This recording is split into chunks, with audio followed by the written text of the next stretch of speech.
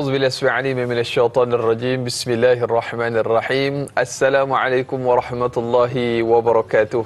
الحمد لله والصلاة والسلام على رسول الله وعلى آله وصحبه ومن والاه. اللهم صل على سيدنا محمد وعلى آله وصحبه ومن تبعهم بإحسان إلى يوم الدين. أما بعد.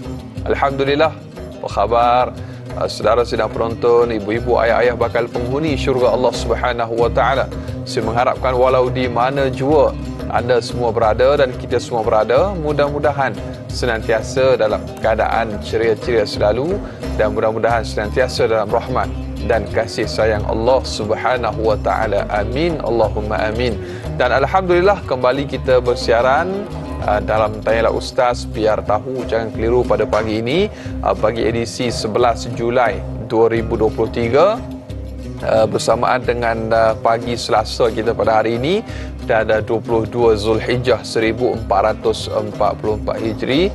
Dan alhamdulillah tuan-tuan dan puan-puan, hari ini tajuk cukup menarik untuk sama-sama kita diskusikan, iaitu sambungan topik sempurnakan solatmu dalam bab uzur. Kita masih lagi membicarakan pada hari ini sambungan bersama dengan tidak lain tidak bukan bintang ilmuwan yang kita bawakan, kita tampilkan, Ustaz Dr. Nur Muhammad Hadi Zahalan. Assalamualaikum Doktor. Waalaikumsalam warahmatullahi wabarakatuh. Apa khabar Doktor? Alhamdulillah. Nampak hari ini songkok lain macam sikit. Nah, masya-Allah. Masya-Allah, tabarakallah. Jadi baik, nak ikut saya Usra punya style lah. Hari itu kan songkok juga tu, dah berubah sedikit.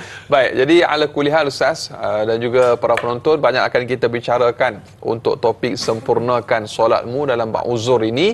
Tapi sebelum itu, sebelum saya serahkan kepada Al-Fadhil Doktor untuk mukadimah topik kita pada pagi ini, saya ingin mewawarkan kepada para penonton, anda sedang menyaksikan siaran secara langsung Tanyalah Ustaz dengan topik sempurnakan solatmu. Dan jangan lupa anda juga boleh stream ataupun tonton siaran pada hari ini secara HD menerusi www.tonton.com.my. Jadi anda boleh terus sahaja tonton kami secara HD menerusi web tonton. Jadi lebih jelas lah, nampaklah kalau kami senyum tu nampak lebih ceria dan juga jelas menerusi tonton.com.my. Baik, dan terima kasih juga kepada para penonton yang sudi menghantarkan atau mengajukan soalan dan juga kemusykilan berkaitan topik kita pada pagi ini. Dan bagi anda yang ingin terus menghantarkan soalan ataupun hubungi kami, anda boleh hubungi menerusi talian yang tertera di kaca TV anda, ataupun boleh saja terus tinggalkan kemusykilan anda menerusi ruangan komen di Facebook Tanyalah Ustaz TV3. Baik Ustaz, kita teruskan mungkin sebagai mukadimah topik pada pagi ini. Sebelum kita tunjukkan testimoni ataupun praktikal solat, kita mulakan terlebih dahulu mungkin sebagai mukadimah lanjutan daripada topik sempurnakan solatmu dalam bab uzur ni. Tafadhal mashkur. Bismillahirrahmanirrahim. Assalamualaikum warahmatullahi wabarakatuh. Alhamdulillahi rabbil alamin, wassalatu wassalam ala asyrafil anbiya'i wal mursalin wa ala alihi wa ashabihi wa man tabi'ahum bi ihsanin ila yaumiddin. Amma ba'd. Alhamdulillah, pertamanya kita memanjatkan segala puji dan syukur kepada Allah kerana Allah izinkan kita menjadi ahli dunia. Allah berikan kepada kita kesempatan, Allah berikan kepada kita ruang untuk kita dekatkan diri kepada Allah, untuk kita kembali bertaubat dan merebut sebanyak mungkin ganjaran pahala yang disediakan oleh Allah Subhanahu wa taala dengan mengerjakan amalan-amalan soleh. Jadi alhamdulillah, terima kasih pada Dai Anas, masya-Allah pakai songkok sebab nak tiru dai. Allah Akbar.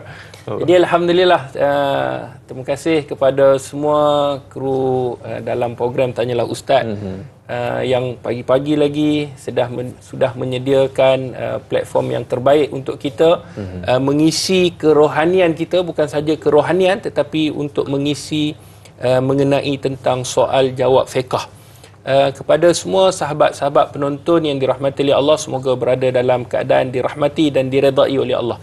Bila kita sebut tentang sempurnakan solat ni, khususnya dalam bab uzur, mungkin di sana ada ruang-ruang soalan-soalan yang timbul dalam diri kita. Bagaimana kita nak solat dalam keadaan kita sakit? Adakah kita perlu tinggalkan solat kerana kita uzur ni? Mungkin dalam keadaan keuzuran tak boleh berdiri, ataupun tak boleh duduk, ataupun tak boleh dalam keadaan baring. Bagaimana caranya kita nak solat? Adakah kita punya kaki ni menghadap ke kiblat ataupun tak perlu menghadap kiblat? Bagaimana cara nak rukuk? Bagaimana cara nak sujud? Sebenarnya persoalan ini timbul disebabkan apa? Caknanya kita kepada salah satu daripada tiang yang disebutkan sebagai solat ini merupakan tiang agama, maka kita nak menyempurnakan solat. Tetapi sebelum daripada tu, Dai Anas dan sahabat-sahabat penonton yang dirahmati oleh Allah, suka Ustaz untuk nak membacakan sepotong hadis Nabi SAW, hadis yang dikeluarkan oleh Imamul Bukhari di dalam sahihnya. Kata Nabi SAW, "Ma min muslimin yusibuhu aza maradun fama siwa illa hatta Allah sayyiatihi kama tahattu asy-syajarah waraqaha." Kata Nabi SAW, tidaklah seorang Muslim itu tertimpa suatu penyakit dan sejenisnya, maknanya Allah berikan kepadanya satu ujian, dia sakit, melainkan Allah Subhanahu Wa Taala akan menggugurkan bersamanya dosa-dosanya. Maknanya selama dia sakit ini, Allah akan gugurkan dosa. Seperti pohon yang menggugurkan daun-daunnya. Maknanya, kalau kita hari ini ditimpa musibah, memang musibah itu antaranya sakit, yang menyebabkan kita mungkin kecewa, ada yang tak boleh bangun, mungkin ada yang menyebabkan aktiviti-aktiviti seharian dia bermasalah. Jadi dia rasa sedih. Tetapi kesedihan ini diberitahu oleh Nabi SAW, jangan sedih sebab dosa kita ni akan digugurkan. Maknanya sekiranya kita mati dalam keadaan sakit, berapa banyak dosa yang telah Allah Subhanahu Wa Taala ampunkan. Ada satu cerita yang mana dia sebelum daripada dia sakit, dia travel satu dunia, dia boleh travel. Pergi ke negara-negara hebat, buat dengan ialah kerja, kemudian dia boleh melancong dan sebagainya. Tiba-tiba satu hari Allah bagi dia sakit, lumpuh dia. C3 C4 dia dekat dia punya urat tunjang saraf yang di C3 C4 di belakang ni tersepit, akhirnya dia lumpuh. Tak boleh bangun. Apa yang berlaku? Mula-mula dia tak redha. Dia kata, kenapa Allah uji aku dengan ujian yang sangat berat? Aku tak boleh bangun, sedangkan sebelum daripada ni aku boleh berjalan, aku sihat. Tetapi apa yang Allah Subhanahu Wa Taala aturkan cukup cantik. Akhirnya apa yang berlaku? Dalam keadaan dia memang dah tak boleh bangun, dia cuba redha. Dan akhirnya dia puasa setiap hari kecuali hari-hari yang diharamkan oleh Allah Subhanahu Wa Taala. Bila kita kata puasalah seperti puasa Nabi Daud, sehari puasa sehari, dia kata kalau dia orang kata buka puasa pun ataupun dia tak puasa pun, dia kata dia tak boleh makan. Sebab dalam keadaan dia lumpuh, dalam keadaan dia nak makan pun susah. Maka kebanyakan harinya dia penuhi dengan puasa. Bukan tu saja, dipenuhinya sebab tak boleh buat apa? Dipenuhinya dengan bacaan Al-Quran. Dipenuhinya dengan apa? Dengan solat. Dan akhirnya Allah jemput dia meninggal dunia. Meninggal dunia dia. 2 tahun dia dalam keadaan tak boleh bangun, maka dia meninggal dunia. Depan mata saya melihat. Siapa dia? Abang saya. Meninggal dunia. Abang saya sendiri meninggal dunia dalam keadaan dia, Allah uji dia. Tetapi itulah ujian yang Allah Subhanahu Wa Taala. Tahun lepas dia baru meninggal dunia, tapi dia boleh khatamkan Al-Quran sebulan sekali. Bila hampir kepada kematiannya, sebulan 2 kali. Itulah ujian Allah Subhanahu Wa Taala. Allah nak gugurkan dosa, Allah nak berikan kepada kita syurga, maka kita sabar dengan segala ujian Allah Subhanahu Wa Taala. Allahu Akbar. Sebab itu doktor bila sebut tentang sabar ni, tak semua orang mampu buat. Kerana ianya memerlukan jahdun ataupun mujahadah, kesungguhan yang luar biasa. Dan kita doakan mudah-mudahan mungkin dalam kalangan sahabat penonton kita yang bersama-sama pada pagi ini dalam Tanya Ustaz, yang mungkin menonton kita dari atas katil di hospital dan sebagainya, ataupun yang diuji oleh Allah Subhanahu Wa Taala dengan ujian kesakitan, semoga diberikan kesembuhan dan jalan keluar dan diganjarkan dengan sebaik-baik ganjaran oleh Allah Subhanahu Wa Taala, insya-Allah. Baik, doktor, kita ada soalan yang pertama untuk kita raikan pada pagi ini menerusi sahabat Facebook kita, Kata Jiwa. Baik, jiwa yang berkata-kata. Baik, apakah boleh, doktor, soalannya, apakah boleh kita membuat keputusan sewenang-wenangnya yang mana kita tidak mampu solat secara sempurna, walhal mungkin sakit itu berat bagi kita tetapi tidak bagi orang lain? Mohon pencerahan daripada Fadhil Ustaz Doktor. Baik, sahabat penonton yang dirahmati oleh Allah Subhanahu Wa Taala, bila kita sebut mengenai tentang keputusan ni, sebenarnya kita tidak boleh mengambil ringan mengenai tentang ibadah. Sebab ibadah ni satu benda yang Allah Subhanahu Wa Taala berikan kepada Nabi sallallahu alaihi wasallam untuk diajarkan kepada umatnya. Maka kita tak boleh buat satu-satu keputusan, dengan keputusan tu kita kata, tak apalah, saya sakit kerana ujian saya ni berat, maka saya nak tinggalkan solat, saya nak tinggalkan puasa, saya tak nak buat ni, tak nak buat tu. Jadi adakah kita boleh membuat keputusan? Maka kata para alim ulama, sekiranya kita ni sakit, dan sakit ni kita ketahui, bukan kita buat-buat. Contoh, kadang-kadang ada orang kata, Ustaz, saya tengok dia boleh sujud. Orang lain yang menghukumi, sedangkan diri sendiri dia tahu dia tak boleh rukuk, dia tak boleh sujud, dan terpaksa solat di atas kerusi. Maksudnya solat dalam keadaan posisi duduk. Tapi bila orang lain tengok, orang kata, tak, kamu boleh, maka sekiranya dia buat, dia praktikkan, dan akhirnya kesakitan itu kembali kepada diri sehingga memudaratkan dirinya, maka itu tidak dibenarkan dalam hukum syarak. Sebab tu apa yang perlu kita lakukan, maka kita kena tanya kepada yang pakar.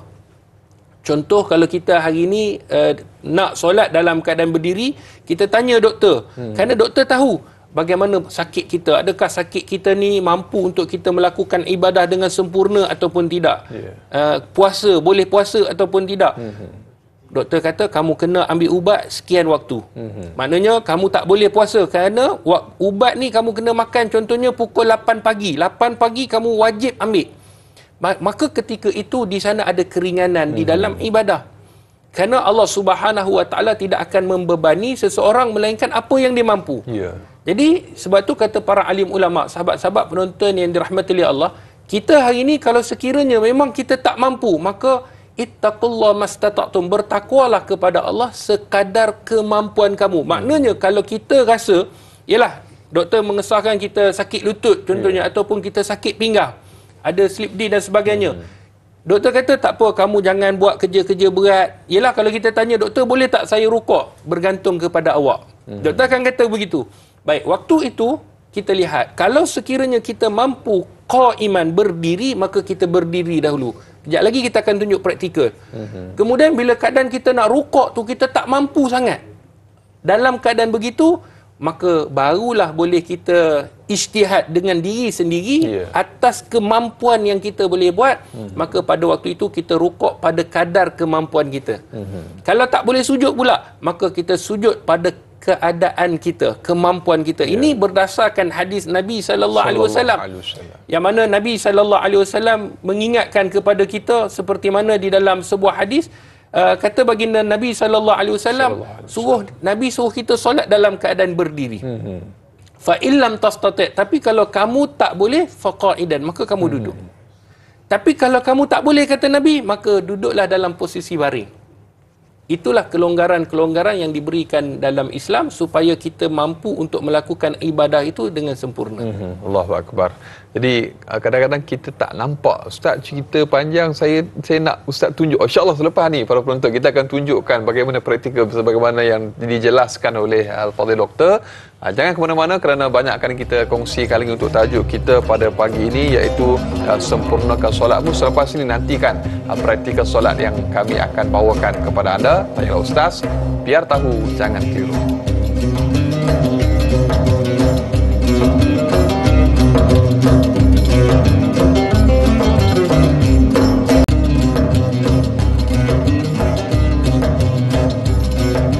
Alhamdulillah, kembali dalam Tanyalah Ustaz, biar tahu jangan keliru. Seperti yang dijanjikan, saya berdiri di sini bersebelahan dengan Al-Fadhil Dr. Nur Muhammad Hadi untuk kita teruskan tajuk kita dalam Tanyalah Ustaz pada pagi ini, sempurnakan solatmu dalam bab uzur. Dan sejadah di hadapan Al-Fadhil Doktor, dan ada papan putih dan ada beberapa nota yang telah pun disediakan untuk lanjutan daripada perbincangan kita untuk sempurnakan solatmu. Jadi saya teruskan, serah kembali kepada Fadhil Doktor, dipersilakan. Bismillahirrahmanirrahim. Terima kasih pada Da'i Anas. Bila kita sebut tentang solat dalam keadaan duduk, maka di sana perbincangan ulama ada. Adakah dibenarkan untuk kita solat dalam keadaan duduk?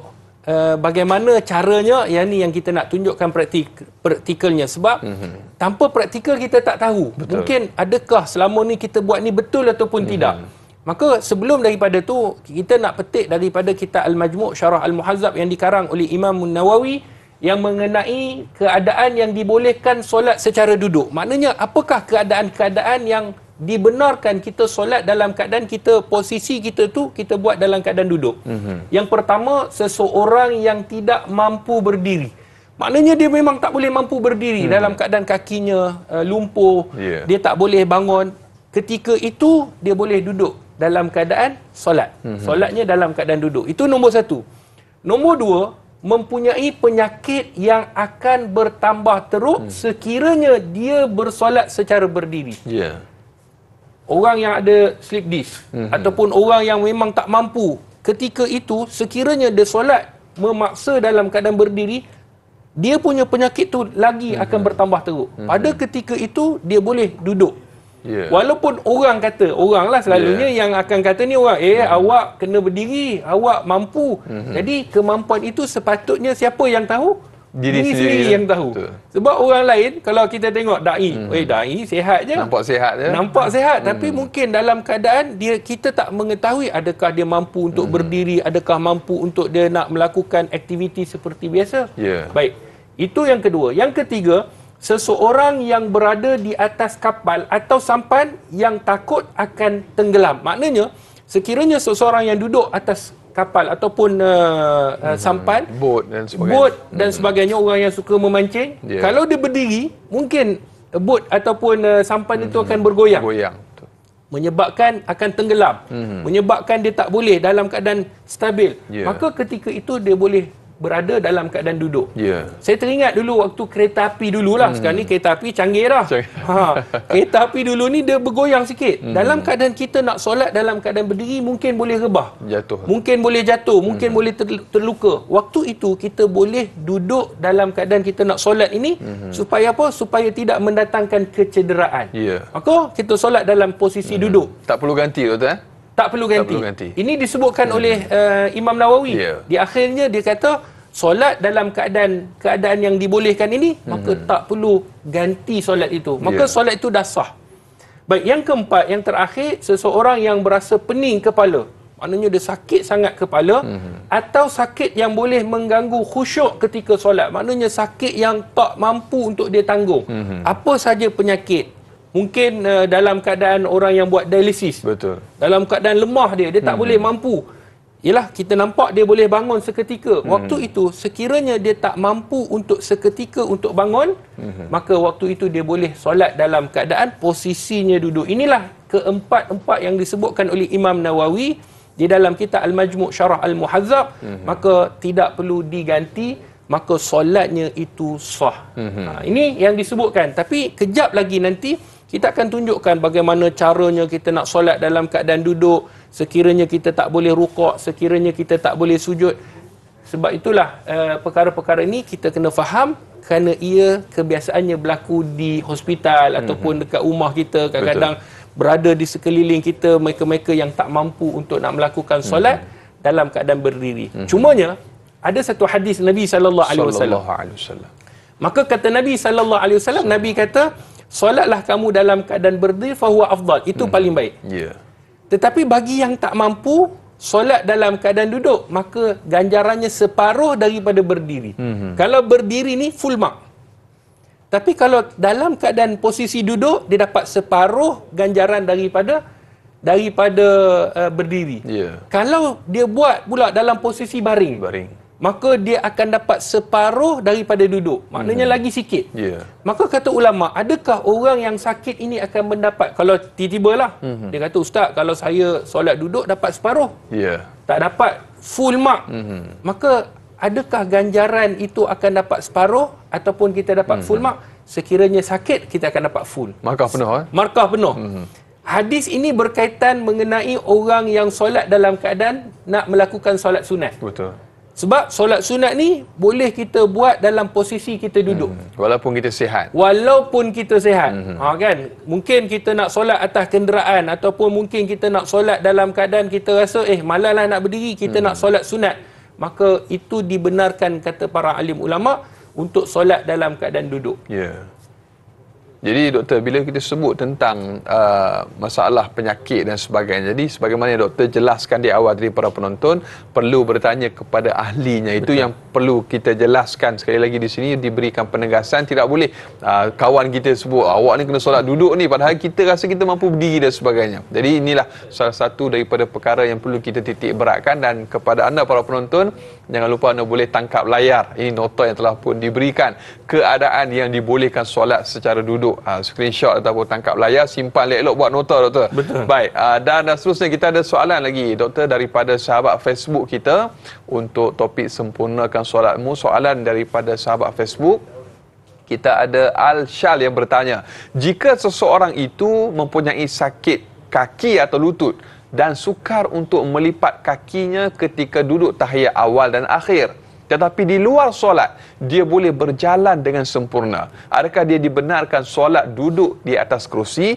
bermula daripada keadaan ketika sujud hingga selesai solatnya? Mohon Ustaz jelaskan. Terima kasih, biar tahu jangan keliru. Doktor, sedikit. Baik, sahabat-sahabat penonton yang dirahmati oleh Allah Subhanahu Wa Taala, ni yang kita katakan, kita tengok keadaan seseorang. Ya. Kita nampak dia mampu berjalan, tetapi selepas daripada tu tadi elok je berjalan, tiba-tiba dia nak solat dalam keadaan duduk. Maka ketika itu kita yang tengok boleh bertanya. Betul. Mungkin orang tu tidak mengetahui hukum hakam. Cumanya yang sepatutnya ambil tindakan itu adalah diri sendiri. Sekiranya dia kata, saya nak solat duduk lah, kan? Biarlah saya nak solat duduk sebab saya sakit. Sedangkan dia mampu untuk berdiri, maka apa terjadi pada solatnya? Solatnya itu tidak sah. Allahu Akbar. Sebab apa? Sebab rukun pertama yang kita dah bincangkan pada minggu lepas, rukun pertama itu berdiri dengan sempurna, berdiri tegak bagi mereka yang mampu. Maknanya sekiranya kita mampu tapi buat tak mampu. Macam yang saya tunjukkan, contoh berdiri, kita kena berdiri tegak begini. Betul. Tiba-tiba dia berdiri dalam keadaan posisi membongkok. Ni contoh, dalam keadaan membongkok diri je ni. Kita namakan itu berdiri ataupun tidak, maka itu tak termasuk dalam keadaan berdiri, maka solatnya tak sah. Diri bagi yang kuasa, yang mampu.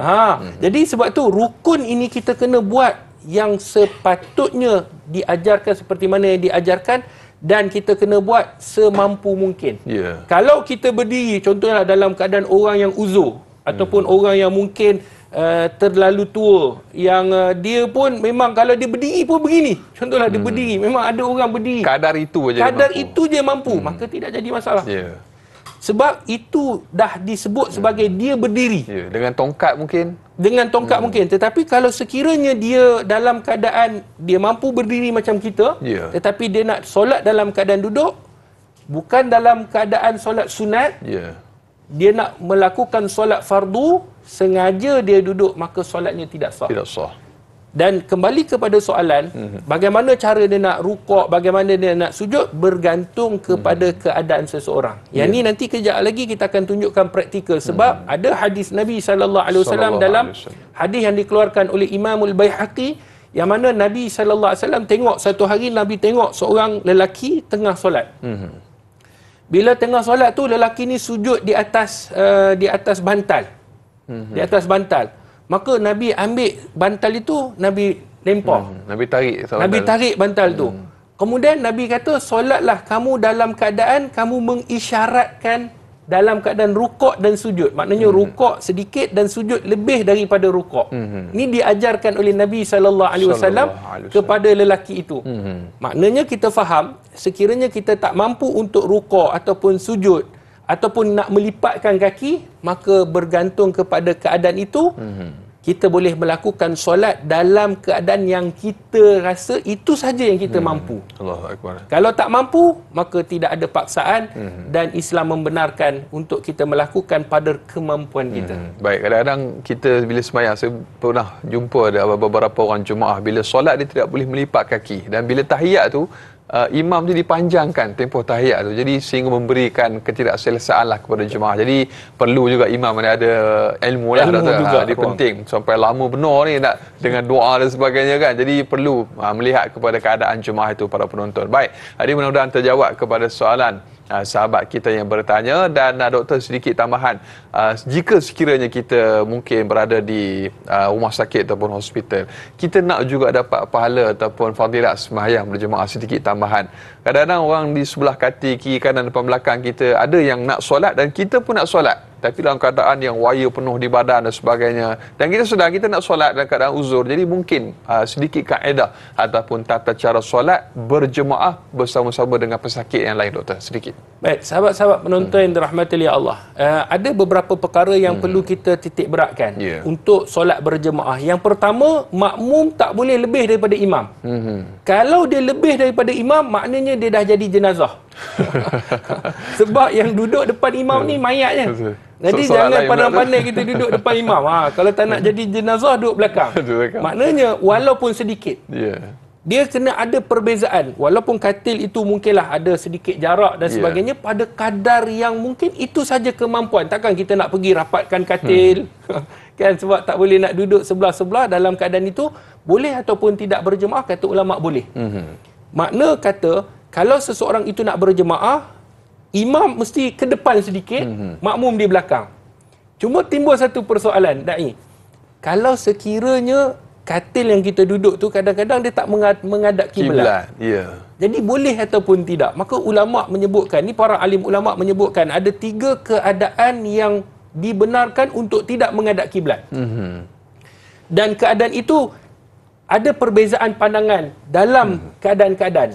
Keadaan yang pertama, seseorang yang dalam keadaan sakit, uzur. Contohnya seperti katil, kita tak boleh nak mengubah katil, posisi katil, sebab bergantung pada kadang-kadang ada oksigen lah, tangki lah, alat lah. Kita ni pandai-pandai ubah katil. Tak boleh, ni tak patuh syariah ni, hospital ni. Kita pun alih katil.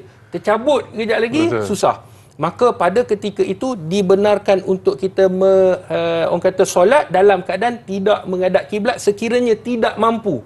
Kalau kita mampu untuk bangun, kita bangunlah. Pusing sikit dan pusing sikit kalau kita mampu. Tapi sekiranya tak mampu, maka ketika itu tidak jadi masalah. Cumanya perlu tak kita ulang? Ulang perlu tak? Kalau sekiranya dah lepas daripada itu sihat, perlu ulang tak? Maka kata di dalam mazhab Syafi'i dulu, mazhab kita, maka kena ulang. Sekiranya tak banyak. Kalau 3 hari masuk hospital tak boleh bangun dan sebagainya, dia solat, maka dia perlu ulang ataupun tidak kerana tidak menghadap kiblat, maka dalam mazhab Syafi'i kena ulang. Tapi dalam mazhab lain, contohnya mazhab Abu Hanifah, dia kata tak perlu ulang. Sebab syarat sah, dia bukan syarat wajib. Ada syarat wajib, ada syarat sah. Syarat wajib ni ada 4 kan, Islam, balik dan sebagainya. Syarat sah ni antaranya menghadap kiblat. Maknanya kalau tak menghadap tu, kata Imam Abu Hanifah, tidak jadi masalah kerana tidak ada kemampuan di situ. Cuma Imam Abu Hanifah kata tak perlu ulang. Imam Syafi'i kalau kata sedikit, ulang. Kalau terlampau banyak, 20 hari mungkin nak ulang tu sukar, maka tak perlu ulang. Ini disebutkan oleh pandangan ulama. Itu yang pertama. Yang kedua, yang tak perlu untuk menghadap kiblat adalah dalam keadaan posisi peperangan. Yang mungkin musuh ni dia bertentangan dengan arah kiblat. Kalau kita menghadap arah kiblat, contoh ni musuh sini, kiblat sini. Kalau kita menghadap kiblat, musuh akan datang menyerang. Maka di sana ada satu solat yang dinamakan solatul khauf, solat dalam keadaan takut. Kerana musuh nak memerangi. Ini satu bab yang lain yang kita boleh ajarkan. Itu nombor 2. Nombor 1, tak menghadap kiblat kerana keuzuran, sakit. Yang kedua, kerana ada musuh. Dan yang ketiga yang tak perlu menghadap kiblat ni adalah solat dalam keadaan kita melakukan solat sunat. Solat sunat tidak jadi masalah. Ini dilakukan oleh baginda Nabi SAW. Nabi solat di atas kenderaan ataupun binatang tunggangan baginda Rasulullah tanpa menghadap kiblat. Maka dibenarkan. 3 ini yang disebutkan oleh para alim ulama, maka dibenarkan untuk tidak menghadap arah kiblat. Allahu Akbar. Lepas ni kena banyakkan solat dalam kereta. Masya-Allah. Dua atas motor kan sembahyang kan. Jadi perbanyakkan solat. Jadi masya-Allah tabarakallah, kita nak mengambil manfaat atas topik yang kita bicarakan ini. Banyak lagi sebenarnya doktor akan kita kongsikan, dan selepas ni kita akan tunjukkan praktikal solat yang saya rasa pasti banyak akan membantu kita untuk topik sempurnakan solatmu. Terus kekal bersama Tanyalah Ustaz. Biar tahu jangan keliru, kembali selepas ini.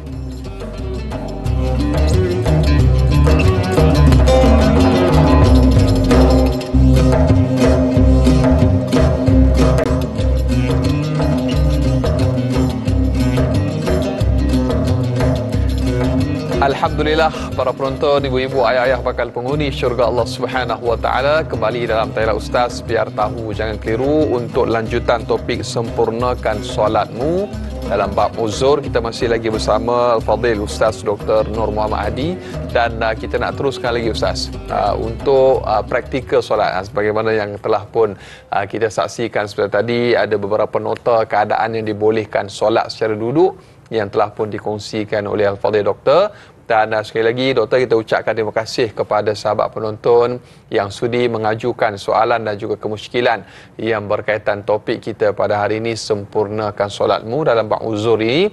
Dan sejadah telah tersedia, kapet pun empuk ni, sedang berada di kerusi yang kita nak tunjukkan praktikal solat sebagaimana yang telah pun dijelaskan tadi untuk orang-orang yang mungkin diuji dengan keuzuran dan sebagainya. Jadi saya serahkan kembali kepada Fadhil Doktor. Bismillahirrahmanirrahim. Terima kasih pada Da'i Anas. Sahabat-sahabat penonton yang dirahmati oleh Allah Subhanahu Wa Taala, solat perlu diteruskan dalam apa jua keadaan. Kerana di sana kata para alim ulama, sekiranya kita tak mampu untuk berdiri, maka Nabi SAW kata duduk. Faqaidan, maka kamu boleh duduk. Fa in lam tastati', tapi kalau kamu tak mampu dalam keadaan duduk, fa 'alal jamd, maka kamu boleh solat dalam keadaan baring. Kalau baring pun dalam keadaan kita tak boleh nak bergerak, nak angkat takbir, maka boleh solat dengan menggunakan isyarat mata. Mata pun tak boleh nak gerakkan kerana mungkin dalam keadaan dia sedar tetapi mata tu tak boleh bergerak, maka boleh solat dalam keadaan menggunakan hati. Kalau hati pun tak boleh nak guna, maknanya inna lillahi wa inna ilaihi raji'un, matilah tu. Kena panggil orang solat kan? Panggil orang solat kan, dia jenazah dah. Jadi sebab tu sahabat-sahabat penonton yang dirahmati oleh Allah Subhanahu Wa Taala, kita nak tunjukkan praktikal. Kalau tadi kita dah sebut ada beberapa keadaan boleh solat dalam keadaan duduk yang disebutkan oleh Imam Nawawi. Dan begitu juga solat tanpa menghadap arah kiblat. Maknanya kalau sekiranya katil di hospital kita tu tak boleh dialihkan dan tak menghadap kiblat, kalau kita mampu menghadap kiblat, kita mampu walaupun katil tak menghadap kiblat. Itu satu. Tapi sekiranya memang kita tak mampu dan katil tu tak boleh digerakkan, khususnya di hospital lah, di rumah mungkin kita boleh lagi. Di hospital kerana ruang itu sempit, maka kata ulama solat dalam keadaan begitu. Tapi dalam mazhab Syafi'i tidak perlu ulang sekiranya kena ulang sekiranya sedikit. Dia kena ulang. Kena ulang balik solat sebab tak menghadap kiblat, maka sekiranya kadar itu sedikit yang kita nak qada tu tadi. Tetapi kalau banyak, maknanya sampai 10 hari nak kena ulang balik, maka pada waktu itu kata para alim ulama cukup dengan apa yang telah kita lakukan. Kerana membebankan kita selepas daripada itu. Baik. Sahabat-sahabat penonton yang dirahmati oleh Allah, bagaimana keadaan kita nak solat dalam keadaan duduk? Ada beberapa keadaan yang saya nak tunjukkan dengan segera sebab waktu tak panjang. Jadi sekiranya kita mampu untuk berdiri, kita berdiri dulu. Contohnya begini. Contohnya kita boleh mampu berdiri. Kita berdiri begini, dan sekiranya berdiri itu seketika, maka seketika itu kena berdiri. Kalau kita bagi alasan, Ustaz, alang-alang saya tak mampu, saya duduk teruslah. Ada orang, dia letak kerusi kat belakang, terus dia duduk. Sedangkan dia mampu seketika berdiri. Maka apa hukum dia? Orang yang solat dalam keadaan dia mampu berdiri, tetapi sampai-sampai dia duduk, maka solatnya itu tidak sah. Kerana rukun yang patutnya dia kena buat, dia tak buat, maka solat itu tak diterima. Maka dia kena berdiri seketika. Kan? Dia angkat takbir. Allahu Akbar. Dah dengan niat semua. Dalam keadaan dibaca Al-Fatihah, ni contoh. Bismillahirrahmanirrahim. Alhamdulillahi Rabbil Alamin. Tiba-tiba, dia tak mampu dah. Tak larat lah. Itu saja yang dia mampu. Maka ketika itu dia boleh duduk. Bila tak mampu, baru boleh duduk. Bukan kata, saya memang tak mampu, Ustaz. Tapi dia memang, dia tahu dia mampu seketika. Maka seketika itu dia kena berdiri dan dia kena duduk. Okey, kemudian dia sambung. Dia sambung bacaan Al-Fatihah dia sambung. Dalam keadaan dia baca surah, habis surah. Okey, kita tanya dia. Dia kena tahu sendirilah. Dia mampu tak untuk rukuk? Ada orang terus rukuk. Allahu Akbar, betul? Kan? Bila dah Al-Fatihah, Allahu Akbar, dia rukuk. Sedangkan dia mampu untuk datangkan rukun rukuk itu. Dia mampu. maka dia kena rukuk seperti biasa. Dalam keadaan berdiri tadi. Dalam keadaan macam ni, okey, dia dah habis, kan?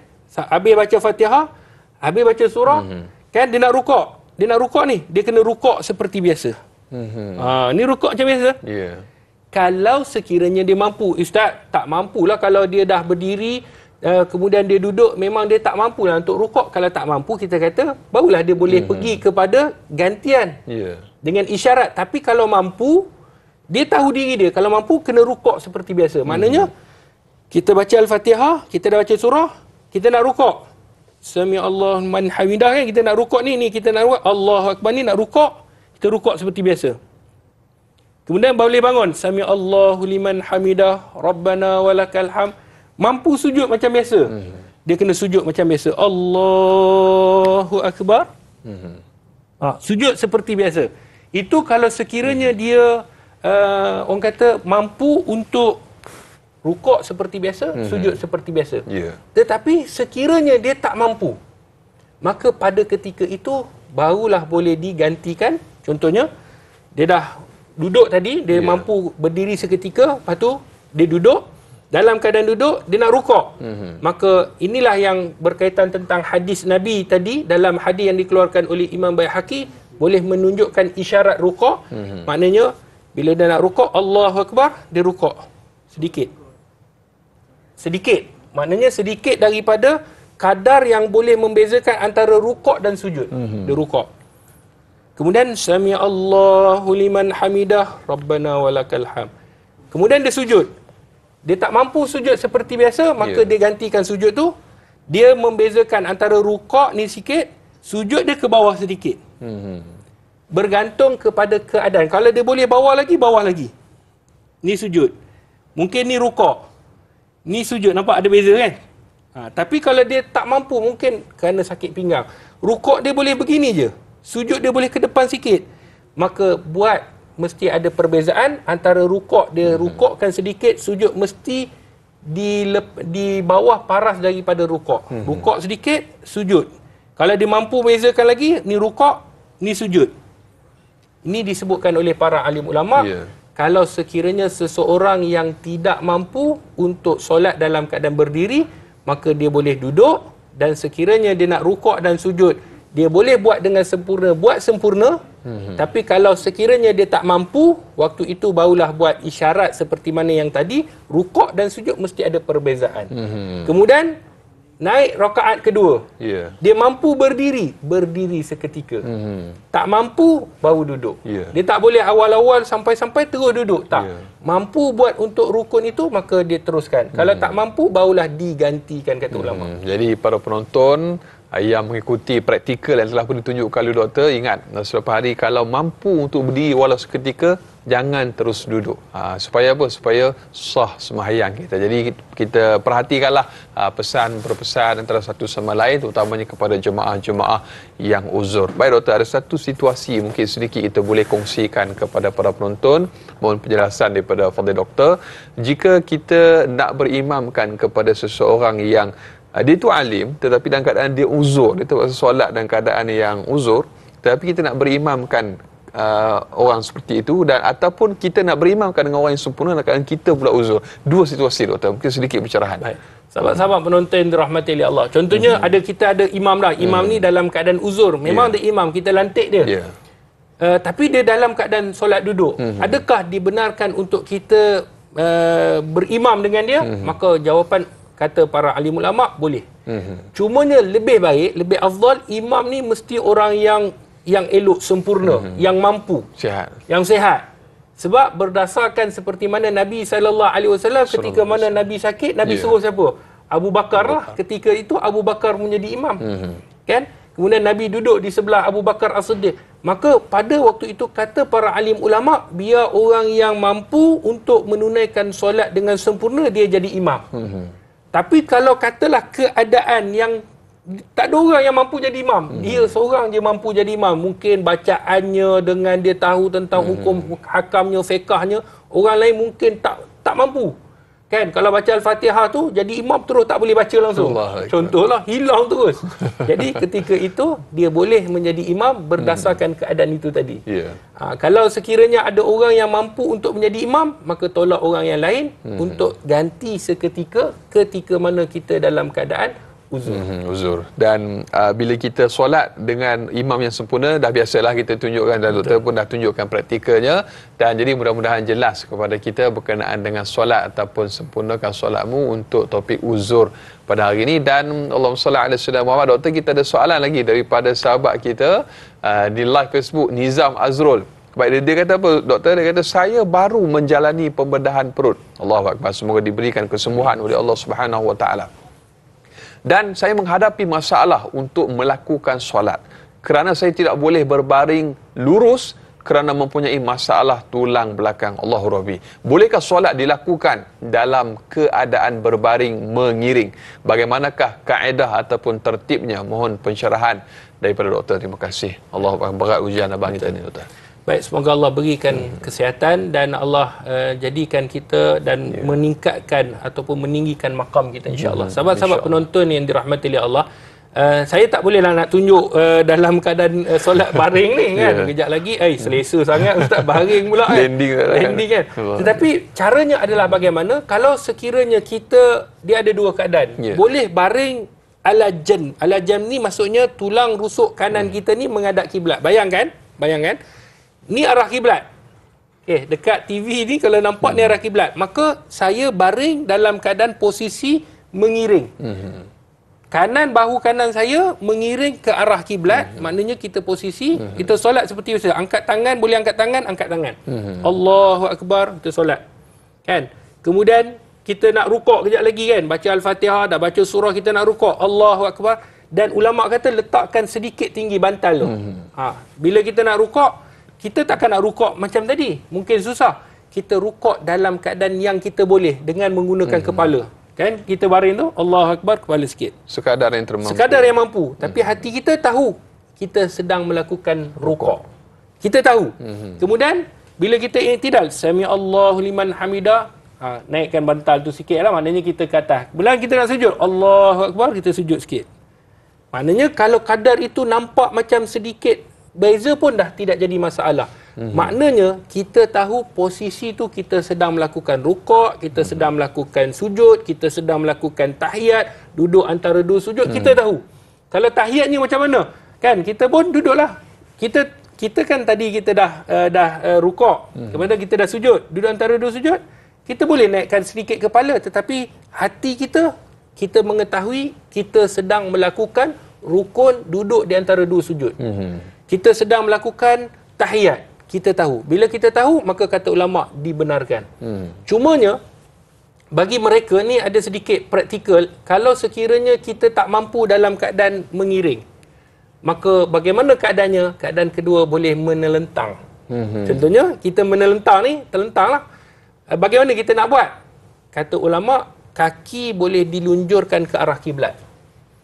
Contohnya, kalau kita nak solat, kan, badan kita ke atas macam ni lah, menelentang begini, kaki kita kalau arah kiblat, begini arah kiblat.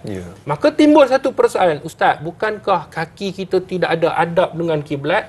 Maka tidak ada dalil sebenarnya Nabi melarang orang yang menghadapkan kakinya ke arah kiblat, tidak ada dalil. Cuma para alim ulama sebut ia sebagai adab. Adab kita, kalaulah niat kita untuk nak menghina arah kiblat, maka waktu itu tak dibenarkan. Tapi kalau dalam keadaan kita nak solat, contoh saya nak tunjuk, saya nak duduk dalam keadaan kaki menghadap kiblat. Ni contoh. Okey, ada orang yang dia tak perlu duduk atas kerusi, dia duduk bawah, lutut dia sakit. Lutut dia sakit. Dia nak solat dalam keadaan begini ni. Okey, dalam keadaan begini dia nak solat, dia mampu duduk begini. Berkat juga lah. Boleh duduk insya-Allah. Maka pada ketika itu, ni duduk dalam keadaan begini, dia solat. Ni arah kiblat. Allahu Akbar. Ni boleh. Takkanlah dia kata kalau kaki tak boleh arah kiblat, takkan dia nak buat macam ni? Mengiring sebelah tu. Tak boleh. Dia mesti kaki dia ke arah kiblat dan dia dalam keadaan posisi duduk kerana dia tak boleh lipatkan kaki, mungkin atas kerusi dia tak mampu untuk nak duduk juga, maka dia duduk. Ini asasnya duduk di atas lantai dulu. Maknanya kita menghadapkan kaki kita ke arah kiblat, kemudian kita takbir Allahu Akbar, solat. Kemudian kita nak rukuk, Allahu Akbar, rukuk. Sikit. Kemudian kita iktidal, Sami Allahu liman hamidah. Kemudian kita sujud, Allahu Akbar, sujud sikit. Isyarat. Kat sini kita isyarat. Kemudian duduk antara dua sujud, Allahu Akbar. Kita duduk antara dua sujud. Kemudian kita sujud lagi, Allahu Akbar. Sujud. Kemudian kita bangun, Allahu Akbar, sambung Al-Fatihah. Posisi di sejadah beginilah, Doktor. Begini sejadahnya. Maka kata ulama, kaki menghadap arah kiblat disebabkan apa? Disebabkan kita kena menghadap kiblat. Bagi mereka yang mampu untuk menghadap arah kiblat, maka tidak jadi hukumnya haram kaki kita meletakkan ke arah kiblat, sama ada kita nak solat ataupun kita tidur. Cumanya ada pandangan ulama yang menyatakan ia tidaklah baik kerana dalam sudut bab adab. Ini disebutkan oleh bekas mufti Mesir, Dr. Ali Jum'ah. Dia mengatakan kalau sekiranya kita ni niat memang nak menghina, maka waktu itu tak boleh lah. Tapi kalau sekiranya memang kita nak menghadap kiblat, nak tidur dalam keadaan kita ke arah kiblat, tak boleh nak mengiring sebelah sana, kita kena ke arah kiblat, maka waktu itu dibolehkan, dibenarkan, tidak jadi masalah. Allahu Akbar. Demikian. Rasa seronok pula Doktor duduk tadi kita bangunlah.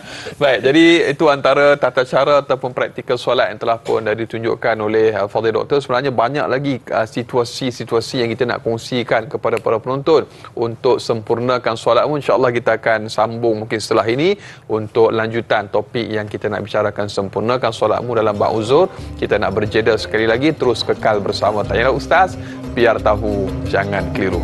Selenguh pula dulu. Allahu Akbar, insyaAllah. Mari kata.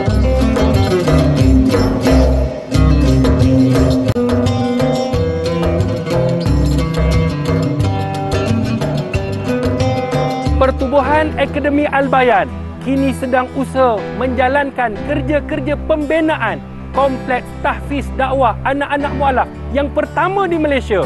Seperti mana tuan-tuan, puan-puan dapat lihat di belakang saya. Setiap sumbangan yang tuan-tuan berikan, insya-Allah akan mendapat ganjaran di sisi Allah Subhanahu wa taala.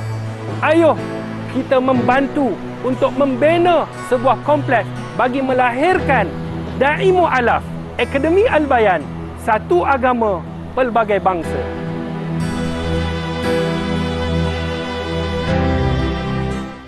Lepas dijemur, baju dilipat, disimpan dalam almari lama, jangan kita tinggalkan solat, kerana solat tiang agama. Para penonton, ibu-ibu, ayah-ayah bakal penghuni syurga Allah Subhanahu wa taala. Kita masih lagi bersama dalam Tanyalah Ustaz untuk topik sempurnakan solatmu bersama dengan Ustaz Dr. Nur Muhammad Hadi.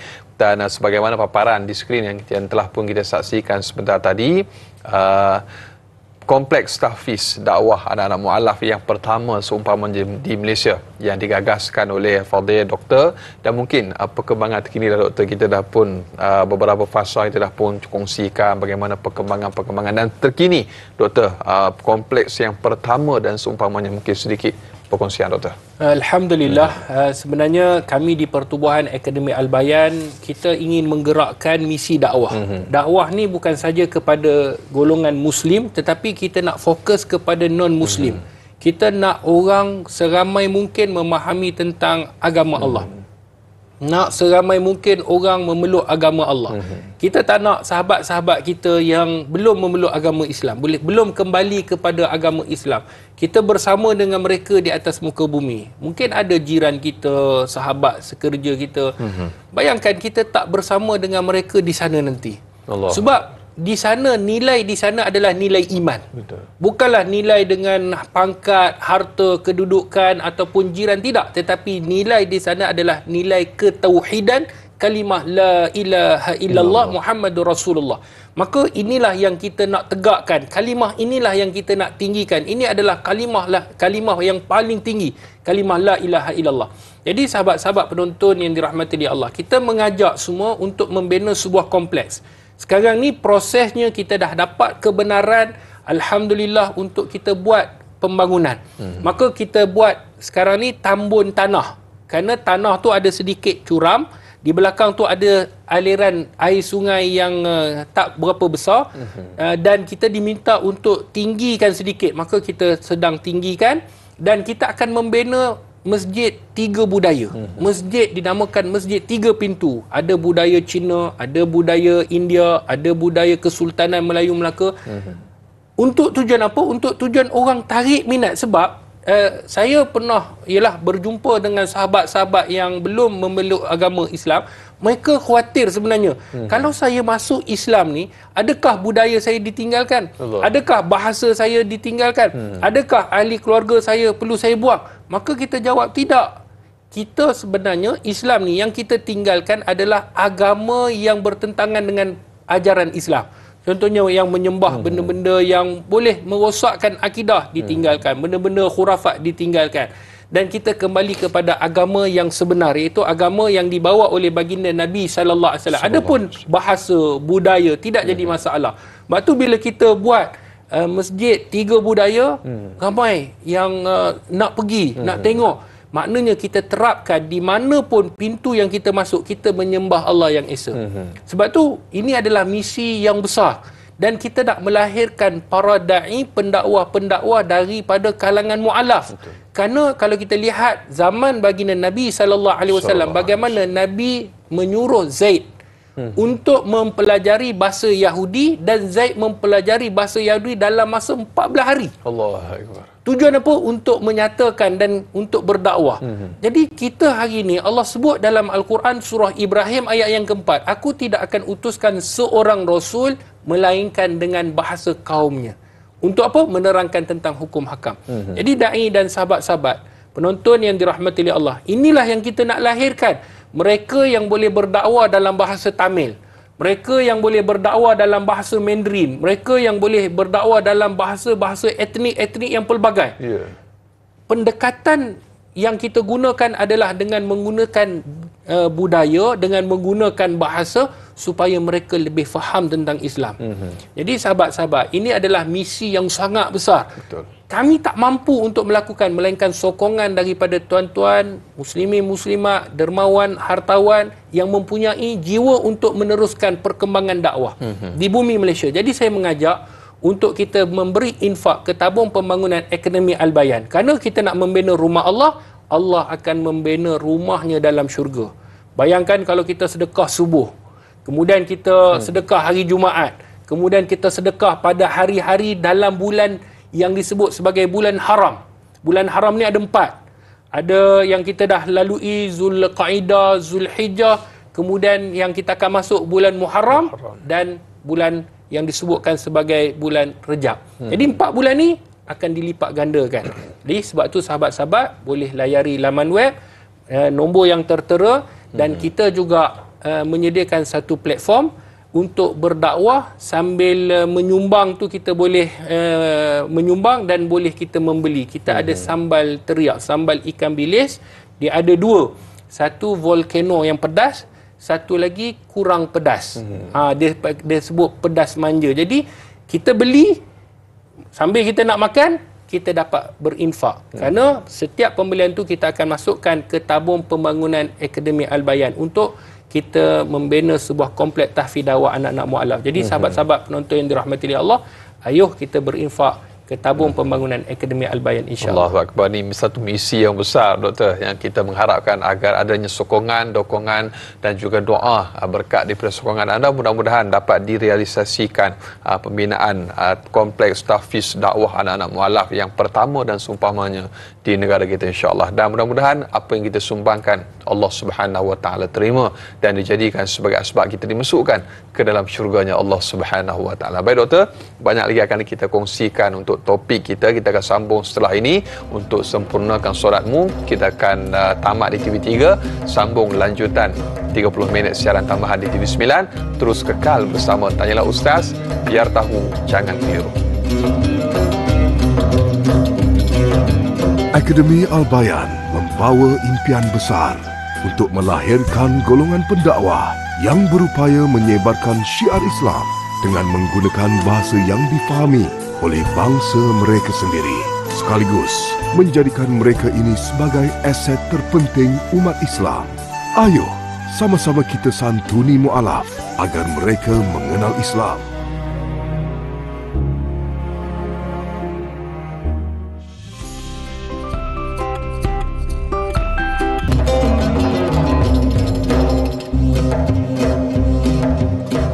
Alhamdulillah, kembali dalam Tanya Ustaz Biar Tahu Jangan Keliru, lanjutan 30 minit siaran tambahan di TV9. Para penonton, ibu-ibu, ayah-ayah, bakal penghuni syurga Allah Subhanahu wa taala. Alhamdulillah, kita masih lagi bersama bintang ilmuwan kita Al-Fadhil Ustaz Dr. Nur Muhammad Hadi untuk kita meneruskan diskusi ataupun perbincangan topik kita dalam sempurnakan solatmu dalam bab uzur, dan kita telah pun raikan soalan-soalan daripada sahabat-sahabat para penonton.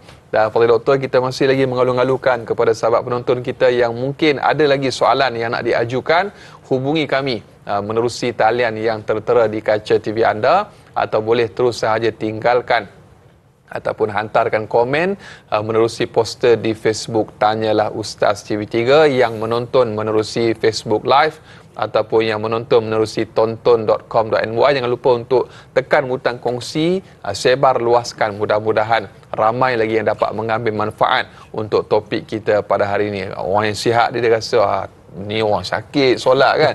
Mungkin kita tak rasa lagi kepentingan kita belajar ilmu bab sempurnakan solat untuk uzur ni, tapi insya-Allah kalaulah seandainya kita diuji dengan sakit, inilah pentingnya ilmu kita belajar hari ini, praktikal yang doktor nak tunjuk. Dan doktor, kita ada soalan yang berikutnya yang kita ingin raikan daripada sahabat Facebook Muhammad Izzuddin.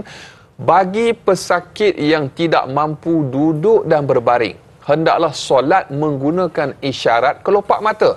Bagaimanakah tata cara dan kaedah yang tepat solat menggunakan isyarat kelopak mata? Mohon pencerahan Ustaz. Hari ini live kita tunjukkan cara nak solat guna kelopak mata, doktor. Bismillahirrahmanirrahim. Terima kasih kepada Dayanas, kepada sahabat-sahabat penonton dan kepada yang bertanya. Ni luar biasa nak menunjukkan bagaimana nak menggunakan isyarat mata. Tapi sebenarnya dia penting kerana mungkin kita ada situasi, mungkin bukan kita tetapi ada kawan-kawan ataupun ahli keluarga yang dalam keadaan baring.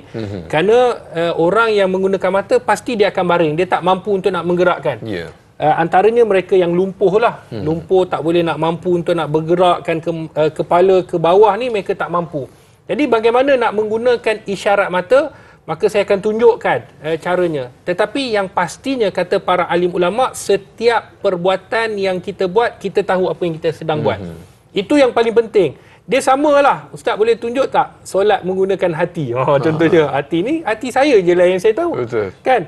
Contohnya kenapa? Kerana hati saya tahu sedang melakukan membaca surah Al-Fatihah, sedang rukuk, sedang sujud, sedang duduk tahiyat. Hati saya sedang tahu apa yang kita lakukan. Maka sama jugalah dengan menggunakan kelopak mata, cuma kita nak tahu bagaimana cara. Jadi caranya adalah bila kita nak solat, maka benda yang paling penting adalah kita dah bersuci daripada hadas, kemudian kita dah berwuduk, kemudian kita menghadap kiblat bagi mereka yang mampu, kemudian pakaian kita dah bersih, maka waktu itu kita boleh mendirikan solat. Maka ni tangan tak boleh. Bayangkan saya tengah baring. Tangan tak boleh bergerak. Kalau boleh bergerak, kita boleh bergerak, angkat tangan. Tapi tak boleh bergerak. Maka bagaimana cara untuk nak menggunakan mata? Maka fokus ke mata saya ni. Kan? Saya tengah duduk ni, mulut boleh bergerak. Allahu Akbar macam biasa. Ustaz, kalau klip tu dah dikira sebagai 3 kali pergerakan. Tak, itu tak dikira sebab mata ni mana boleh kita kontrol. Semula jadi dia akan membasahi mata, kerana itu adalah dalam kajian sains sebenarnya hikmah Allah berikan kita kelip mata ni sebenarnya sangat bagus. Supaya apa? Supaya air tu sentiasa. Kalau kita buka mata 1 minit tanpa ada berkelip, maka mata kita akan kering. Ini daripada saintifik. Maka kita boleh kelip mata, tak dikira sebagai 3 kali pergerakan. Maka kita Allahu Akbar, kita baca Al-Fatihah. Kemudian kita baca doa kita baca surah. Kemudian kita nak rukuk. Maka Allahu Akbar, rukuk tu kita kelamkan sikit, bukan kelamkan, rapatkan sedikit mata kita, kecilkan sedikit. Kemudian kita nak iktidal. Sami Allahu liman hamidah, iktidal. Tapi kita tahu tak i'tidal? Kita tahulah. Perbuatan tu sebenarnya dia kena dengan hati kita. Kemudian kita sujud. Sujud tu kita kecilkan sedikit mata, isyarat mata, kecilkan sedikit. Jangan padam terus. Betul tidur. Padam lena. Kecilkan sedikit. Kemudian bila kita nak dah ni nampak kecil kan mata. Bila kecil sikit macam ni. Kita tengah sujud ni. Duduk antara sujud, buka sikit. Kemudian kita sujud lagi, sujud kecilkan sedikit. Kemudian bila kita naik, besarkan pula. Jadi sekadar kemampuan, kerana mata ni memanglah susah. Macam mana nak rukuk menggunakan mata? Maka kita ada bezakan. Besar, kecilkan sedikit mata kita. Itu yang ulama sebut menggunakan kelopak mata untuk rukuk dan sujud. Tetapi sekiranya dia tak boleh, kadang-kadang ada yang uzur dia tak boleh, mata dia kadang berkelip macam tu kan. Dia tak boleh. Maka waktu itu walaupun dia menggunakan isyarat mata, tetapi hati dia memain peranan penting. Sedang rukuk, sedang sujud, sedang tahiyat, maka mata dan hati ni mesti kena berganding untuk melakukan ibadah solat. Allahu Akbar. Ustaz cerita ataupun doktor kongsikan betapa besarnya sebenarnya hakikat. Walau macam mana keadaan sekalipun doktor, kita kena solat dan tak boleh sengaja meninggalkan solat. Sampai tahap macam itu. Betul, Dai. Kalau dalam keadaan rukun Islam ni ada 5, kita solat, puasa, syahadah tadi dah, tak apalah. Syahadah, solat, puasa, zakat, haji. Kalau kita tengok puasa, tak mampu, boleh hari lain. Zakat, tak mampu, tak perlu keluarkan. Haji, tak mampu pergi, maka kita tak perlu pergi. Tapi solat, tak mampu, kena buat. Allahu Akbar. Melainkan kalau tak nak buat, boleh. Dua keadaan yang boleh menyebabkan kita tak boleh buat, dan siapa nak, boleh. Yang pertama, kena gila dulu. Gila, hilanglah, tak ada lah. Yang kedua, meninggal dulu. Meninggal, habis. Jadi tidak ada solat lepas meninggal dan gila. Allahu Akbar. Jadi dua tu. Dia boleh kalau pilih. Boleh pilih lah. Harap-harapnya yang mana waras tu solat lah, doktor. Baik, berikutnya doktor, kita nak raikan lagi soalan daripada sahabat kita. Rasa seronok pula duduk di sini kan. Baik, insyaAllah selepas ni kita akan kembali ke meja utama. Baik, kita ada Mak Etun untuk soalan yang berikutnya. Ni orang Melaka ni Ustaz. Baik, Ustaz, bagaimanakah caranya untuk orang yang solat duduk menggunakan kursi? Seperti saya lah, dia kata, tiba-tiba kursi tu jatuh. Perlukah saya terus duduk di lantai dan lebih pergerakannya itu 3 pergerakan tanpa bangun lagi? Mohon pencerahan daripada doktor. Jadi juga bila disebut tentang duduk atas kursi ni, kadang-kadang tu keadaan yang menyebabkan kita terjatuh, tergelincir dan sebagainya, dan sedikit praktikal solat atas bantal, doktor. Baik. Sahabat-sahabat penonton yang dirahmati Allah Subhanahu Wa Taala, orang yang duduk di atas kursi, contoh bila dia nak duduk tu, dia jatuh. Adakah jatuh? Saya tak boleh buat jatuh lah. Praktikal sampai jatuh. Jadi bila kita jatuh tu, katakanlah jatuh kita tu dalam keadaan posisi yang tidak, orang kata kalau kita tengok tu, dia masih nampak macam keadaan dia solat. Jatuh dalam keadaan, contoh saya nak tunjuk praktikal. Contohlah dia jatuh ni, dia nak duduk ni, tapi dia jatuh ke tahiyat awal. Macam ni. Dia jatuh, Allah jatuhnya ni. Maka jatuhnya ini dalam keadaan tahiyat awal ini, adakah dikira sebagai jatuh yang membatalkan solat? Maka tidak, kata ulama. Jatuh yang menyebabkan nampak macam masih lagi posisi solat, maka tidak membatalkan. Dan tak dikira sebagai 3 kali pergerakan, sebab dia bukanlah pergerakan yang disengajakan. Yang sengaja, kita angkat tangan selepas i'tidal, Sami Allahu liman, ni sengaja. Goyang. Yang tu batal. Tetapi kalau jatuh, tak ada siapa yang nak jatuh. Dan ditakdirkan dia jatuh, maka ketika itu, kata ulama, jatuh, lihat pada keadaan. Kalau keadaan dia masih dalam nampak posisi dalam keadaan solat, tak batal solat dia. Dan tidak dikira sebagai 3 kali pergerakan. Tapi kalau jatuh melentang begitu, kan, tergolek. Siap melantah. Siap melantah lagi. Jadi menyebabkan orang kata, dia ni solat ke tengah break dance? Tengah buat apa? Solat ke tengah buat apa? Ketika itu dia kena ulang solat dia. Sebab dah lari daripada tata cara solat. Ini disebutkan oleh para alim ulama yang membahaskan sekiranya duduk atas kursi dia jatuh. Maka dia tidak dikira sebagai 3 kali ataupun jatuh mungkin nampak sedikit lari tapi tak lari sangat dalam keadaan solat, maka ketika itu dia boleh membetulkan posisi walaupun 3 kali pergerakan. Cuma ustaz nak sebut 3 kali pergerakan, 3 kali pergerakan ni penting. Ulama membahaskan sebenarnya. Sebab ada orang tanya, Ustaz, apa dalil dia? Kan, apa dalil? Maka ulama sepakat 4 mazhab pergerakan yang banyak membatalkan solat. Tetapi ulama berbeza pandangan pergerakan banyak tu berapa banyak. Dalam mazhab Maliki, sekiranya melihat kepada uruf ni keadaan. Contohlah orang kata macam ni, ni tak banyak lagi. Yang banyak kalau macam ni dah, yang ni dah 10 kali banyak. Kalau 3 kali ni macam okey lagi. Uruf maknanya keadaan. Maka waktu itu tidak membatalkan pada pandangan mazhab Maliki. Cuma dalam mazhab Syafi'i mengatakan 3 kali pergerakan besar dah kira banyak. Berturut-turut. Ini dalam mazhab Syafi'i dia kata 3 kali tu dah dikira banyak berturut-turut. Maka dalam pandangan mazhab Syafi'i dia mengatakan nak tahu banyak tak banyak, 3 kali pergerakan berturut-turut dan pergerakan tu besar. Kalau ni kecil. Garu ni tak apa. Tapi terlampau banyak hukumnya makruh. Tapi kalau garu dah begini macam buah berin dah begini garunya, maka 3 kali pergerakan berturut-turut maka batal. Begitu juga dengan jatuh. Bila jatuh dia boleh duduk balik dalam posisi dia. Sekiranya posisinya itu dia jatuh itu bercanggah dengan posisi solat, maka hukumnya kena ulang balik. Kalau rasa macam sipi-sipi, maka dibetulkan saja tidak disebut sebagai 3 kali pergerakannya kerana tidak disengajakan. Dan sedikit doktor, praktikal untuk solat menggunakan bantal doktor. Baik. Sahabat-sahabat yang dirahmati Allah, contohnya kalau kita ada bantal ni, ni ada bantal ni. Okey. Jadi bagaimana nak solat atas bantal? Ulama berbeza pandangan. Bagaimana sujud di atas tempat? Ada orang mungkin dia nak sujud di atas alat sebab dia tak boleh sujud di atas lantai. Boleh atau tak kita sujud? Contohnya ada kerusi ni, bayangkan ada kerusi yang ada tempat sujud. Maka dia nak sujud begini. Allahu Akbar, sujud atas bantal ni. Boleh ataupun tidak? Maka jawapan dalam mazhab Syafi'i boleh. Alat bantu alat bantu, kerusi yang ada macam kita nak mengaji Quran tu. Meja lipat tu. Kita nak sujud atas tu boleh ataupun tidak? Dalam mazhab Syafi'i boleh. Berdasarkan iaitu di dalam Masail Imam Ahmad ketika mana ditanyakan kepada ayahnya boleh ataupun tidak, maka jawapannya dua-dua mempunyai sandaran kepada Nabi sallallahu alaihi wasallam.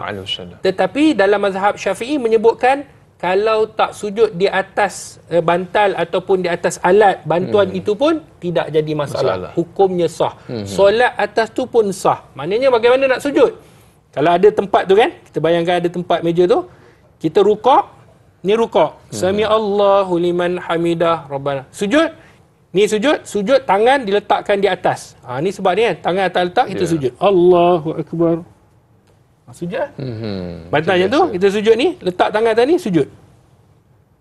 Sami Allahu liman hamidah. Kan itu kalau rukuk tadilah. Kemudian kita nak sujud, Allahu Akbar, sujud. Kemudian Allahu Akbar, duduk antara dua sujud. Pada sujud lagi. Sujud atas bantal. Sebab apa? Sebab ada orang kadang-kadang dia nak rasa dahi dia kena sesuatu. Baru rasa feel sujud. Maka boleh ataupun tidak? Jawapannya boleh. Tangan letak atas bantal, dahi letak atas. Macam kita sujud betul-betul. Tak ada orang sujud begini lagi. Tangan tu mesti atas. Posisi sujud lah. Posisi sujud. Jadi anggota sujud tu ada 6 kan? Yang kita kata ada 7 lah. Dahi, 2 tapak tangan, 2 lutut dan 2 kaki. Jadi ada 7. Jadi kalau kita tak ni Ustaz ni tak apalah sebab kita tak mampu. Yang penting dahi dan 2 tapak tangan ni diletakkan di atas bantal itu tadi. Kalau tak buat pun tak apa, kalau buat pun tidak jadi masalah. Biasa kalau ada bantal tempat sujud ni, Oyen dulu sujud Ustaz. Tak sempat kerja tu, dia sujud dulu. Baik, dan sedikit pencerahan juga doktor, mungkin sebagai tambahan untuk wanita yang mengandung dan risaukan kandungannya nak solat dalam keadaan yang bagaimana, risau masalah kandungan dan sebagainya doktor. Sedikit pencerahan. Baik, sahabat-sahabat penonton yang dirahmati Allah, ibu-ibu yang sedang mengandung, yang mana perutnya besar, laki pun nampak juga ada yang perut besar tapi boleh lagi sujud, terasa sikit. Jadi yang ibu-ibu yang mengandung ni kadang-kadang dia bukan sebab perut besar tetapi disebabkan tidak larat. Sebab ialah anak yang berada dalam kandungan ni mungkin menyebabkan dia tak selesa. Jadi bagaimana dia nak rukuk dan sujud? Maka kata para alim ulama pada kadar kemampuannya. Kalau dia boleh berdiri, saya nak tunjuk berdiri saya nak tunjuk berdiri. Kalau dia mampu untuk berdiri, maka dia berdiri. Solat berdiri dulu. Ni perut besar. Allahu Akbar, dia besar. Kalau dia nak rukuk, kan dia boleh berdiri seketika, berdiri. Kalau tak boleh, baru dia duduk. Letak kursi belakang, tak boleh, Allahu Akbar, duduk, terus duduknya ni. Kan? Maknanya dia tadi begini berdiri, kemudian dia nak duduk, dia duduk. Okey, kena rukuk. Perut dia rukuk macam biasa. Allahu Akbar. Ni perut sebab besar, dia rukuk sikit. Sami Allahu liman hamidah. Kemudian nak sujud, Allahu Akbar, sujud sedikit. Sebab perut dia tak boleh nak sujud banyak. Jangan tekan kandungan tu. Sekadar yang mampu. Begitu juga dengan rukuk. Kalau sekiranya dia mampu untuk berdiri, dia berdiri.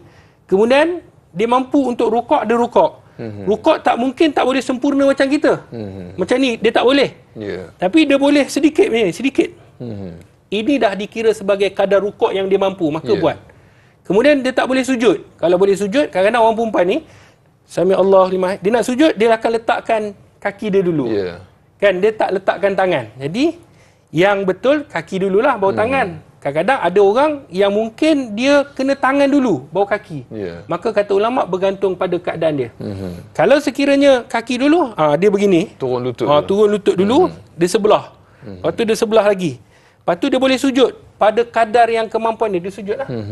Tapi kalau dia tak mampu, maka dia boleh sujud dalam keadaan kursi. Dia sujud macam biasa. Rukuk dia boleh rukuk biasa. Kemudian waktu nak sujud tu, ni dia boleh rukuk ni. Dia rukuk begini.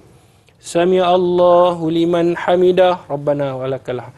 Dia nak sujud, dia tak boleh nak sujud dekat sini. Maka dia duduk atas kursi, dia sujud. Allahu Akbar, sujud.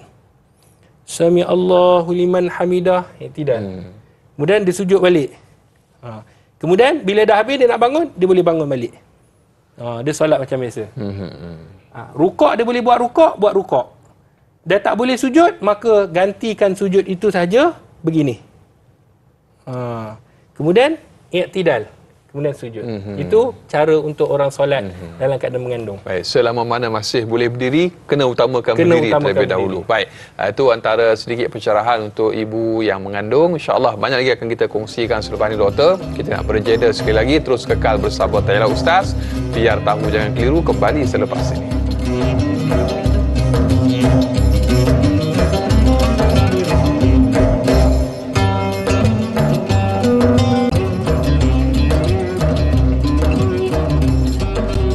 Alhamdulillah, sehingga ke hujung siaran masih lagi bersama dengan Tanyalah Ustaz. Biar tahu jangan keliru. Di pagi Selasa ini masih lagi kita membicarakan topik sempurnakan solatmu dalam bab uzur.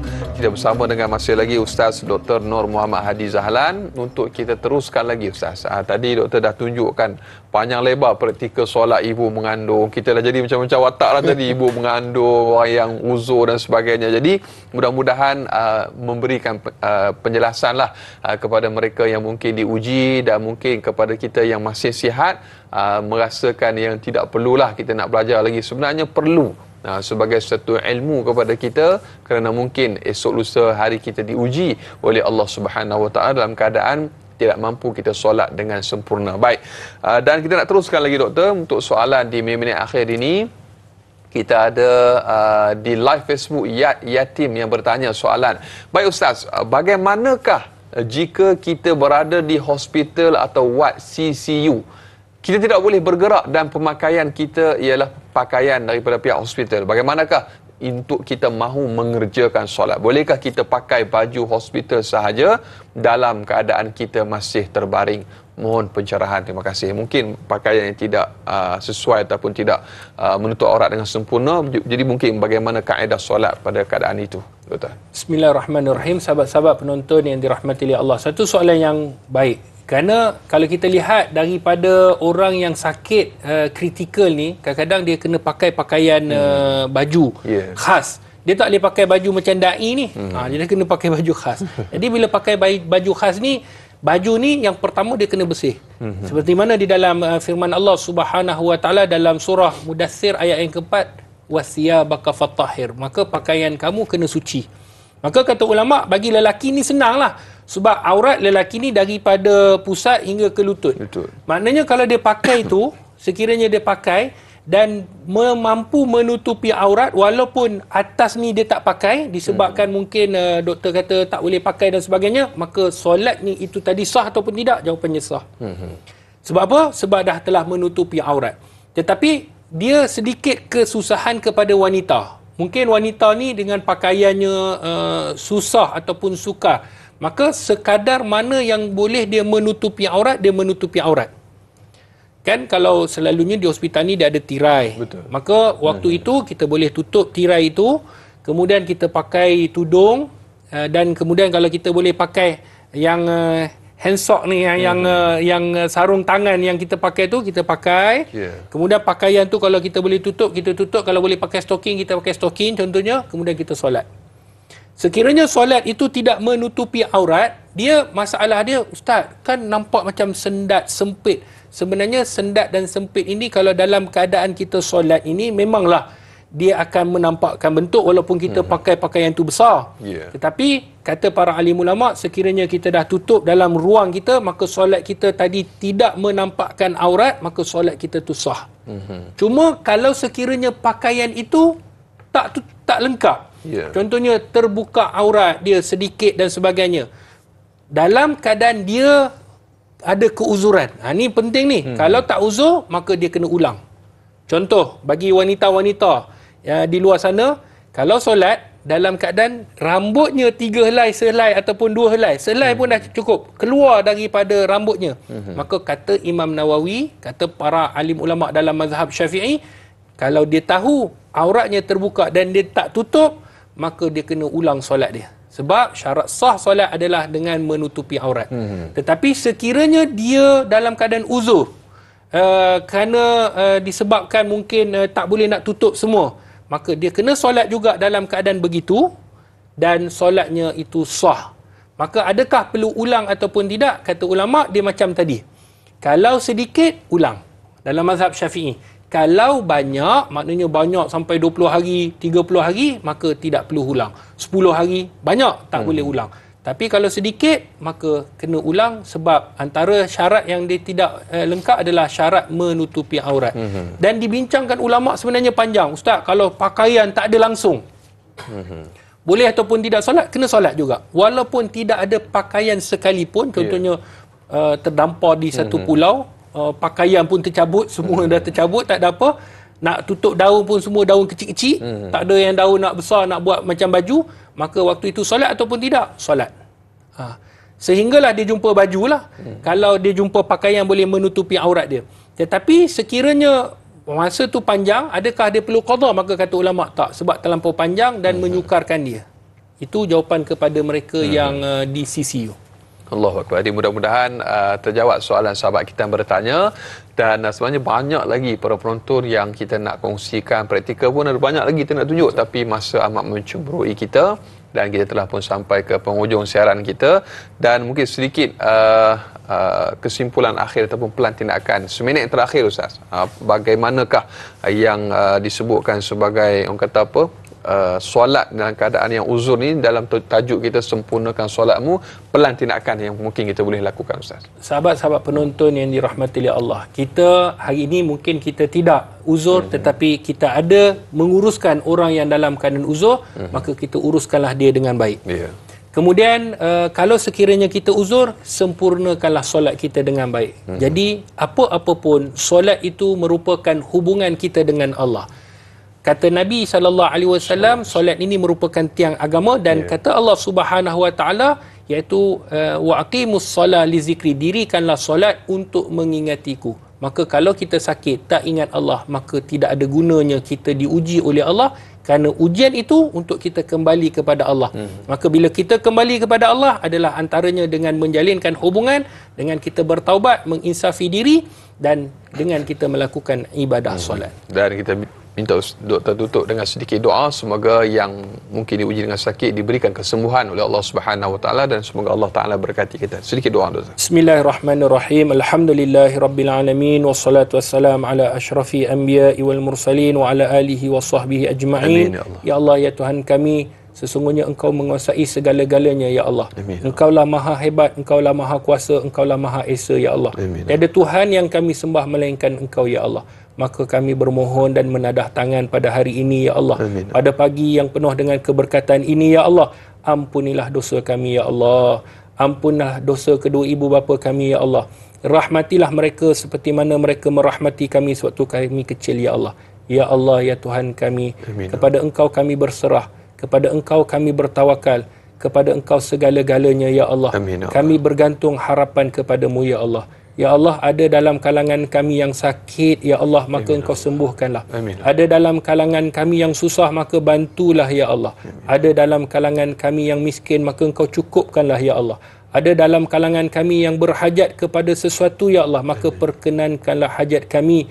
Sekiranya hajat kami baik untuk diri kami dan ia mendapat redha-Mu, maka Engkau perkenan dan permudahkanlah segala urusan dunia dan akhirat kami. Amin. Matikanlah kami dalam kebaikan, janganlah Kau matikan kami dalam keburukan. Amin. Ya Allah, jadikanlah diri kami, anak-anak kami, zuriat kami, keturunan kami sentiasa melakukan solat dalam apa jua sekalipun, dan berkatilah segala kehidupan kami dunia dan juga akhirat. Amin. Rabbana atina fid dunya hasanah wa fil akhirati hasanah wa qina azaban nar. Wa sallallahu ala sayidina Muhammad walhamdulillahi rabbil alamin. Amin, amin ya rabbal alamin. Alhamdulillah, sekali lagi terima kasih diucapkan kepada Ustaz Dr. Nur Muhammad Hadi Zahlan untuk topik sempurnakan solatmu uzur pada hari ini. Semoga Allah Taala berkati kita semua, dan terima kasih atas tontonan anda. Sehingga berjumpa lagi, ayuh sama-sama kita tangguh dengan kafaratul majlis dan suratul As. Subhanakallahumma bihamdika asyhadu alla ilaha illa anta astaghfiruka wa atubu ilaik. Bismillahirrahmanirrahim.